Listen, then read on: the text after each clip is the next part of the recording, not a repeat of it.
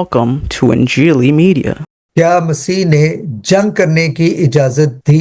मसीहियत और खुदावंद यीशु मसीह की तालीमात और उनकी हयात अक़दस पर तनकीद करने वाले अक्सर लूका की इंजील के 22वें बाब की 36वीं आयत पर एतराज उठाते हैं, सवाल करते हैं कि देखें यहाँ खुदावंद यीशु मसीह तो वाज़े तौर पर ये कह रहे हैं कि अपने कुर्ते या अपना लिबास बेचकर तलवारें खरीद लो। तो गोया यहाँ खुदावंद यीशु मसीह तो वाज़े तौर पर जंग की तैयारी करने और जंग करने पर उकसा रहे हैं। अब इससे पहले कि हम इस आयत को लेकर इस पर बात करें, जरूरी है कि दो और बातों की वजाहत शुरू में ही कर दी जाए। दुनिया भर में अंग्रेजों ने जब बहुत सी मुमलकतों पर हुकूमत करने के लिए हमले किए और उन्हें फतह किया, तो इसमें उन्होंने मसीह की तालीम को लेकर ये कदम नहीं उठाया। ये उनका अपना एक सियासी और एक्सपेंशनिज्म का एजेंडा था जो उन्होंने पूरा किया। उन्होंने कहीं भी ये नहीं कहा कि खुदावंद यीशु मसीह ने उन्हें ऐसा करने के लिए कहा था। लिहाजा ये एक अलग मौजू है, अलग बहस है, इसको इसके साथ बिल्कुल ना जोड़ा जाए, क्योंकि मसीह की तालीम हरगिज़ ये नहीं, और आज के इस मौजू में हम यही देखेंगे। दूसरी बात ये भी जरूरी है कि क्रूसेड्स यानी सलीबी जंगें भी एक अलग मामला है, क्योंकि अगर आप उस पर सवाल उठाएंगे तो सवाल उठाने वालों और एतराज करने वालों को भी बहुत कठिन और मुश्किल सवालों का जवाब देना पड़ेगा। लिहाजा इन दो मौजूआत को अलग रहने दिया जाए। आज सिर्फ इस मौजू पे फोकस करें कि ये आयत जिस पर सवाल उठाया जाता है, एतराज किया जाता है कि देखें खुदावंद यीशु मसीह तो अपने शागिर्दों को खुद कह रहे हैं कि अपने कुर्ते, अपने लिबास बेचो और तलवारें खरीद लो। तो आइए चलते हैं, देखते हैं कि इस आयत का क्या मफहूम है, ये क्यों कही गई, कब कही गई, इसका कॉन्टेक्स्ट क्या है, सयाको सबक क्या है। खुदावंद यीशु मसीह ने जब ये बात की तो ये उस वाक़े के हवाले से है जब वो बहुत जल्द मसलूब होने जा रहे थे और उन्होंने अपने शागिर्दों को अपने मसलूब होने के हवाले से जो जरूरी बातें थी उनकी खबर दी। इसी आयत में पढ़ने वाले आम तौर पर इसका पहला हिस्सा यानी कि 36वीं आयत तो पढ़ लेते हैं, लेकिन 37वीं आयत नहीं पढ़ते। 36वीं आयत में खुदावंद यीशु मसीह फरमाते हैं कि तलवारें खरीद लो, लेकिन 37वीं आयत में हमें मालूम होता है कि वो ऐसा क्यों कहते हैं। 37वीं आयत में लिखा हुआ है, खुदावंद यीशु मसीह फरमाते हैं ताकि जो नबी की मार्फत उनके हवाले से लिखा गया है, नजात दहिंदा के हवाले से, ताकि वो पूरा हो।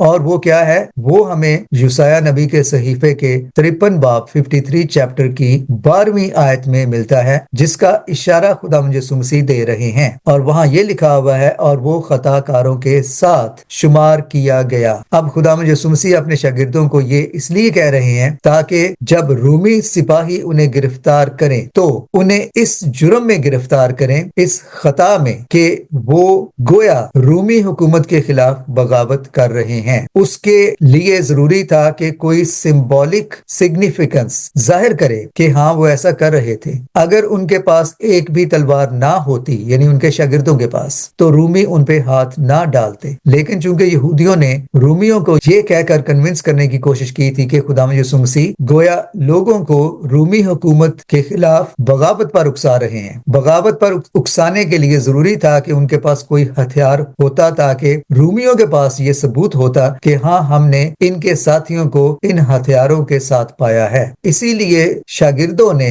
जब खुदावंद यीशु मसीह से कहा कि देखें हमारे पास 2 तलवारें हैं, तो खुदावंद यीशु मसीह ने उन्हें कहा काफी हैं, यही काफी हैं, यानी कि सिर्फ 2 तलवारें ही काफी हैं। गो के वो 2 से ज्यादा थे, तो 2 तलवारें तो 12 लोगों के लिए काफी नहीं होती। लेकिन चूंकि खुदावंद यीशु मसीह का मकसद जंग करना नहीं था और ना ही उन्हें जंग की तैयारी करने के लिए वो कह रहे थे, इसलिए उन्होंने कहा कि यही काफी हैं, क्योंकि हमने सिंबॉलिकली रूमियों को ये जाहिर करना है गोया कि ये एक बागी गिरोह है, ताकि वो उन्हें गिरफ्तार करें। क्योंकि अगर वो उन्हें गिरफ्तार ना करते, उनकी मसलूबियत ना होती, तो निजात का पूरा मंसूबा ही पाया तक تکمیل تک نہ پہنچتا، کیونکہ یہودی خداوند یسوع مسیح پر یہ الزام لگا رہے تھے کہ وہ خود کو خدا یا خدا کا بیٹا کہتا ہے، لہٰذا یہ ہمارے نزدیک بلاسفیمی ہے۔ اب رومی کسی کو بلاسفیمی کی بنا پر تو مصلوب کرنے سے رہے، لہٰذا ان کے لیے ضروری تھا کہ خداوند یسوع مسیح پر کوئی ایسا الزام لگے جس کے سبب سے وہ انہیں گرفتار کر سکتے۔ لہٰذا خداوند یسوع مسیح نے اپنے شاگردوں سے کہا کہ ٹھیک ہے، ہمارے پاس اگر ایک دو تلواریں ہیں تو کافی ہیں، تاکہ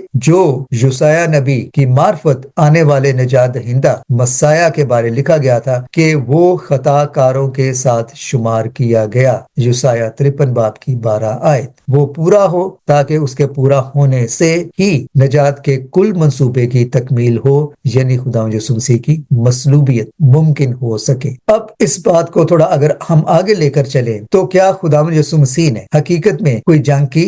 نہیں۔ کیا خداوند یسوع مسیح نے اپنے شاگردوں کو جنگ کرنے کے لیے یا کسی کو قتل کرنے کے لیے کہا؟ نہیں۔ کیا خداوند یسوع مسیح نے جنگ کر کے کوئی سلطنت یا بادشاہت یا ملک فتح کرنے کی کوشش کی؟ بالکل نہیں، بلکہ خداوند یسوع مسیح نے تو جب پطرس نے اپنی تلوار نکال کر خداوند یسوع مسیح کو پکڑنے کے لیے آنے والے جتھوں میں سے ایک سپاہی پر تلوار سے وار کیا تو خداوند یسوع مسیح نے پطرس کو ڈانٹا اور کہا کہ خبردار، اپنی تلوار اپنے میان میں رکھ، کیونکہ جو تلوار اٹھاتا ہے وہ تلوار سے ہی ہلاک کیا جائے گا۔ متی کی انجیل کے 26ویں باب کی 52 آیت، میتھیو چیپٹر 26 ورس 52۔ اور آخری بات، خداوند یسوع مسیح اس دنیا میں قتل و غارت کرنے کے لیے نہیں، جنگ و جدل کرنے کے لیے نہیں، اور نہ ہی جنگ پر اکسانے کے لیے آئے تھے، بلکہ وہ نجات دہندہ اور زندگی دینے والے بن کر آئے تھے۔ انہوں نے تو نہ صرف بیماروں کو شفا بخشی بلکہ مردوں کو بھی زندہ کیا، کیونکہ وہ زندگی دینے آئے تھے۔ اور انہوں نے فرمایا یوحنا کی انجیل کے 10 باب کی 10 آیت میں، میں اس لیے آیا کہ زندگی بخشوں اور وہ بھی کثرت سے۔ تو خداوند یسوع مسیح تو دنیا کو زندگی بلکہ ابدی زندگی کی خوشخبری دینے آئے، اور جو ان پر ایمان لائے وہ اس ابدی زندگی کے حقدار بھی ٹھہرے۔ لہٰذا خداوند یسوع مسیح نے نہ تو جنگ و جدل کیا، نہ جنگ و جدل کی اجازت دی، اور نہ ہی ایسی کوئی ترغیب دی یا تعلیم دی، بلکہ وہ تو زندگی کا، ہمیشہ کی زندگی کا سرچشمہ بن کر آئے۔ لہٰذا لوکا کی انجیل کے 22ویں باب کی 36 اور 37 آیت کو بغور پڑھیں اور اسے جو تشریح یا جو وضاحت آپ کے سامنے پیش کی گئی ہے اس کے روح سے اور اس کے حوالے سے سمجھنے کی کوشش کریں۔ خداوند یسوع مسیح آپ کے ساتھ ہو اور آپ کو بڑی برکت دے۔ Thanks for watching.